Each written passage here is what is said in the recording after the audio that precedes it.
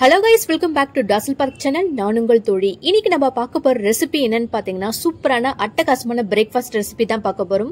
Daily பாத்தீங்கன்னா பிரேக்ஃபாஸ்ட்க்கு சட்னி சாம்பார் பண்ணி போர் அடிச்சிச்சுனா கண்டிப்பா இந்த மாதிரி ஒரு தடவை ட்ரை பண்ணி பாருங்க. டேஸ்ட் சூப்பரா இருக்கும். குழந்தைகளும் பாத்தீங்கன்னா இத ரொம்பவே விரும்பி சாப்பிடுவாங்க. பிகினர்ஸ் கூட பாத்தீங்கன்னா இந்த ரெசிபியை ஈஸியா பண்ணலாம். டேஸ்டும் சூப்பரா இருக்கும். இதுக்கு கம்மியான இன்கிரிடியன்ட்ஸ் மட்டும் தான் போதும். இப்போ இந்த ரெசிபியை எப்படி பண்ணலாம்னு பார்க்கலாம் வாங்க.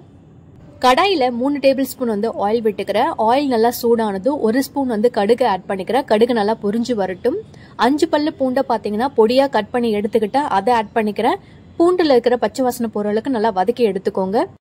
பெரிய சைஸ் 2 வெங்காயத்தை பொடியா கட் பண்ணி எடுத்துக்கிட்டா அதை ஆட் பண்ணிக்கிறேன். வெங்காயம் வதங்க கொஞ்சமா சால்ட் ஆட் பண்ணிக்கோங்க. வெங்காயம் பாத்தீங்கன்னா ஒரு கண்ணாடி பதம் வர அளவுக்கு நல்லா வதக்கி எடுத்துக்கோங்க. வெங்காயத்தை எந்த அளவுக்கு பொடியா கட் பண்ணி எடுக்க முடியுமோ அந்த அளவுக்கு பொடியா கட் பண்ணி எடுத்துக்கோங்க. இது வந்து கண்ணாடி பதம் வர அளவுக்கு வதக்கினா போதும். கோல்டன் கலர் வரணும்ன்ற அவசியம் இல்ல. வெங்காயம் நல்லா வதங்கிடுச்சு. அதே போல பாத்தீங்கன்னா நல்லா பெரிய சைஸ்ல 2 தக்காளியை பொடியா கட் பண்ணி எடுத்துக்கிட்டா அதை ஆட் பண்ணிக்கிறேன். தக்காளி பாத்தீங்கன்னா ஒரு ஜூசியான கன்சிஸ்டன்சி வர அளவுக்கு நல்லா வதக்கி எடுத்துக்கோங்க. தக்காளியும் பாத்தீங்கன்னா எந்த அளவுக்கு பொடியா கட் பண்ண முடியுமோ அந்த அளவுக்கு பொடியா கட் பண்ணி எடுத்துக்கோங்க. தக்காளியை பாத்தீங்கன்னா இந்த அளவுக்கு நல்லா வதக்கி எடுத்துக்கோங்க. இப்ப பாத்தீங்கன்னா 1/2 ஸ்பூன் வந்து மஞ்சத்தூள், காரத்துக்காக பாத்தீங்கன்னா 1/2 ஸ்பூன் வந்து ரெட் சில்லி பவுடர், 1/2 ஸ்பூன் பாத்தீங்கன்னா சீரகத்தூள் ஆட் பண்ணிக்கிறேன். கொஞ்சோண்டு பாத்தீங்கன்னா சிக்கன் மசாலா ஆட் பண்ணிக்கிறேன். இது ஆப்ஷனல் தான், வேணும்னா யூஸ் பண்ணிக்கோங்க, வேண்டாம்னா ஸ்கிப் பண்ணிக்கோங்க. 10 செகண்ட் இதை நல்லா வதக்கிக்கோங்க. மசாலால இருக்கிற பச்சை வாசனை எல்லாம் போட்டும். இப்ப பாத்தீங்கன்னா 1/2 கிளாஸ் வந்து நான் தண்ணி ஆட் பண்ணிக்கிறேன். 1/2 கிளாஸ்ன்றது 1/2 கப் அளவுக்கு நீங்க எடுத்துக்கோங்க. இப்ப இதை ஆட் பண்ணி வெங்காயம் தக்காளி வந்து கொஞ்சம் லைட்டா வந்து வெந்து வரட்டும். அதுக்காக பாத்தீங்கன்னா 1/2 கிளாஸ் அளவுக்கு டீ குடிப்போம் இல்லையா, அந்த கிளாஸ்ல வந்து 1/2 கிளாஸ் நான் வந்து தண்ணி ஆட் பண்ணிருக்கேன். இப்ப மீடியம் ஃபிளேம்ல வச்சு இதை நல்லா வேக விடுங்க. ஒரு கொஞ்சம் நல்லா வெந்து வரட்டும். இது 1/4 ஸ்பூன் வந்து சால்ட் ஆட் பண்ணிக்கிறேன். நான் சால்ட் ஆட் பண்ணதுக்கு அப்புறம் நல்லா மிக்ஸ் பண்ணிக்கோங்க. ஹை ஃபிளேம்ல வச்சு இதை 5 நிமிஷத்துக்கு நல்லா வேக விடுங்க. தண்ணியெல்லாம் ட்ரை ஆகி ஒரு திக்கான கன்சிஸ்டன்சி வரணும். ஸோ அதுதான் கரெக்டான பதம்.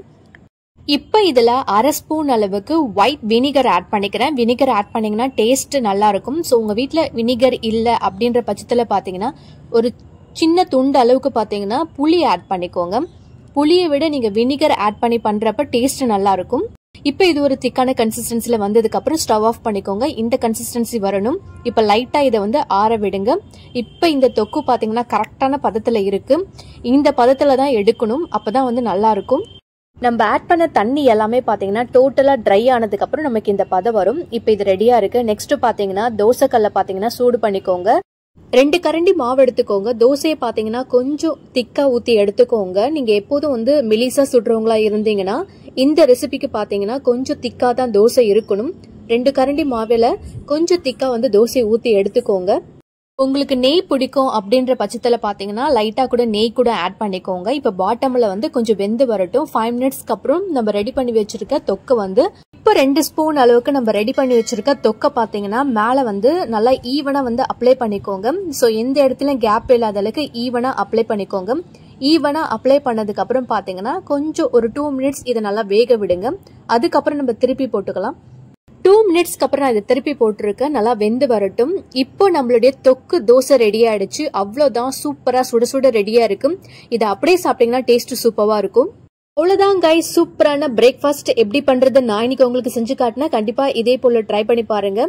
டெய்லி பாத்தீங்கன்னா பிரேக்ஃபாஸ்ட்டுக்கு சட்னி சாம்பார் பண்ணி போர் அடிச்சுச்சுன்னா கண்டிப்பா இந்த மாதிரி ஒரு தடவை ட்ரை பண்ணுங்க. டேஸ்ட் சூப்பரா இருக்கும். இந்த ரெசிபி பாத்தீங்கன்னா குழந்தைங்களுக்கு ரொம்ப பிடிக்கும். இதை பண்றதும் பாத்தீங்கன்னா ரொம்ப ஈஸி. பிகினர்ஸ் கூட இதை ஈஸியா பண்ணலாம். இந்த ரெசிபியை நீங்களும் ட்ரை பண்ணிட்டு உங்க ஃபீட்பேக்கை எனக்கு ஷேர் பண்ணுங்க. நானும் பார்த்து தெரிஞ்சுக்கிறேன். இந்த வீடியோ பிடிச்சிருந்தா லைக் பண்ணுங்க. மறக்காம உங்க ஃப்ரெண்ட்ஸ் அண்ட் ஃபேமிலிக்கு ஷேர் பண்ணுங்க. பாய் கைஸ், நான் உங்கள் தோழி. அடுத்த வீடியோல சந்திக்கலாம்.